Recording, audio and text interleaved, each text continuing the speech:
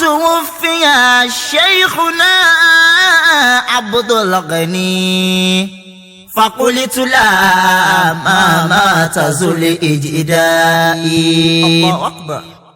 أولم تروا خلقا دعوا له بعده الله فكأنه أحد من الأمراء ما مات من آثاره أصنت ولم يهدم وصول الدين بالإغواء. يا ربنا ارحم حافظ القرآن ما خدم الحنيف بجودي وزكائي واجعل رداق نصيبه في القبر أو في كل مرحلة بعيد فنائي. رب عف عنه دائما كالعفو عن خير البرية رائد النصحاء. Ikú tó pa àfáàbò tó dòó ṣùgbọ́n ta níbi ta pẹ́pẹ́ ṣe ń ta ni àtagbé.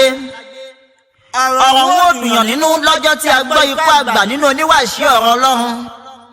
October 1st 2022 lọ́jọ́ sátidé kòwé èké kò kẹ́rọ̀ ṣẹ̀ṣẹ̀. Ó dùn wá. Omi lé rọ́rọ́ sí wa lójú a ò mọ bí omi ọ̀hún ti ń wá. Asukun. Ọkàn wa gbàgbé Ọlọ́run ọba òṣìṣẹ́ pè lẹ́jọ́ irú kílè yìí. Òun ní dára. Ikú tó pa Sheikh Àbò tó bí idán lórí. Ayé gbọ́ nípa ikú rẹ̀ wọ́n di wọ́n mọ́rí. Ikú tí wọ́n gbọ́ ní tilé toko tó ká wọn lára ni. Ṣùgbọ́n ọ̀rọ̀ kì í dùn ní kójú rẹ̀ ó fùn.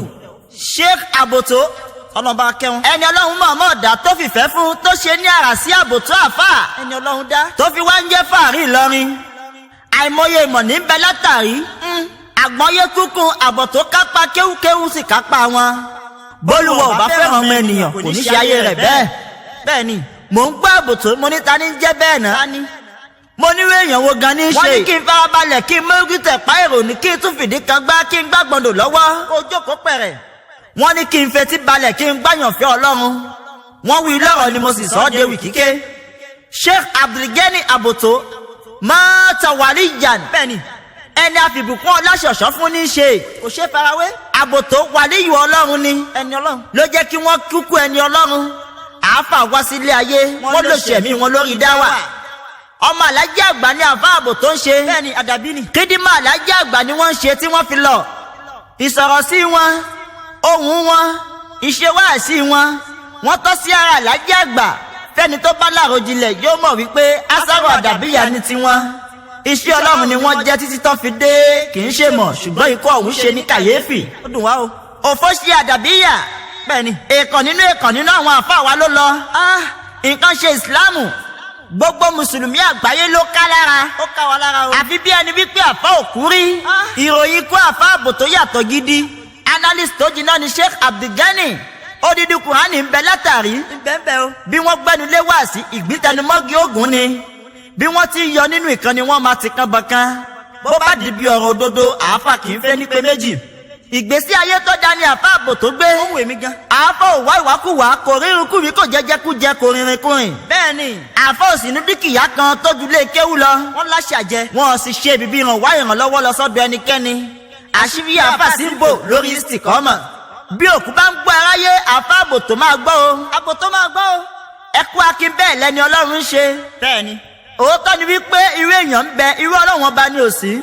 ṣùgbọ́n ká tó ti rí náà nínú àdàbíyà nìkan. àfá Àbò tó èyí tẹ́ ẹ ṣe sílẹ̀ náà ní í jóun. ẹ wá bá wa kí àfá àgbà òun àlájẹ àgbà. bónírèsí ò bá fi ń gbámú ètò ti fílẹ̀ òní parun. gbogbo mùsùlùmí lágbàáyé akú ara fẹ́ràn kó àfá àgbà tó lọ. gbogbo àfọ oníwàásí ẹkú àfẹ́kù ẹni ńlá. ansar Islam pátápátá akú ìdárò ẹni rè. bẹ́ẹ̀ni àwa àdàbíyà a sì kó àtẹ̀mọ́ra. kámútúlà sí òṣè má gbà bọ́lọ́ ń bá fàdánwò kan yàn. àgbà kámú o. bàbá wa àlájẹ àgbà tòní ẹ kú gbígbà fún Ọlọ́run. Adamallahu hayatahu. ẹ̀mí yóò túbọ̀ gùn fún wa. àmín. a ò ní bí àtẹ̀yìnkú mọ́. ń bá mi. bàbá ikú àfá Àbò tó kì í ṣe mọ̀ kó yani lẹ́nu. kò yà wá lẹ́nu. omi tó mọ́ kànga ní irú wọn kì í pẹ́ nílé. ìkẹ́ ló kù lẹ́yìn ikú àfá Abdulgani. kọ́lọ́hun kó wà pẹ̀lú àwọn ọmọ wọn àtàwọn ìyàwó wọn ni. àfá Àbò tó ti fèsì kalẹ̀ fún gbogbo olùbéèrè. ọlọ́run bá wa kí àfáàbò tó. àmín. àti gbogbo òkú mùsùlùmí tó ṣáájú àti tí wọ́n ti lọ lẹ́yìn wọn. bá wa kẹ́ wọn pọ̀. ẹ̀yin àfá àsìkò yìí ṣe rátùbọ̀ tó àfáàbò tó kúkú ṣèyídí. ẹ lajúlẹ̀ kẹwò náà. àṣé bí wọ́n ti ń ṣe lọ́run lọ́wọ́ bá mi fíràn láyé. gbogbo ayé ló já mọ̀ wípé ọlọ́run gba àfáàbò tó lẹ́rú. àpẹẹrẹ rẹ̀. ẹ̀yin àfá tẹ́ ń bẹ nínú ayé lọ́wọ́lọ́wọ́. ṣé motivational speaker nìyí ni àbò oníwàásí ọ̀rọ̀ ọlọ́run? ẹ máa dára yín lóhùn ọlọ́run ọba mi fẹ́ẹ́ dé. èèyàn tó bá ṣe lọ́ọ̀yà tó pa lórí nínú yín ó fi irun kàwé òfin ni. ẹni bá wá jẹ fìlà tó kọjá ìpín ìpéjú nínú yín irú wọn ní ṣoge tí ò wúlò. bí wọ́n bá bi yín pé ta ló kọrin ewì dárò Sheikh Abdulgani Zunureni Ali Abutawi. tala kéwì ọ̀hún. arówó kọlà akéwì àdínì àlè adábílẹ̀ mi jẹ́. ọmọ kéwù àlìmísírí. ọmọ kéwù alájí àgbà. àlè adábí ni mí àdàbíyà ni mí ọmọ yẹyẹ ọgáyà ògúnlájà. ọmọ wo la bí bòńkẹ̀ ní pẹ̀lú rẹ mọ́. ìpín ni mí balẹ̀ gbogbo aṣọ. ọ̀kín ni mí ọlọ́jà bàjẹ́bàjẹ́. Allahu yarhamu. Allahu yukrimu. Allahu yab'asu fi adani suwari. Ọlọ́run bá wa kábòtò. Ọlọ́run bá wa gábòtò. Ọlọ́run bá wa gbàbòtò sáàyè àwọn ẹni rere.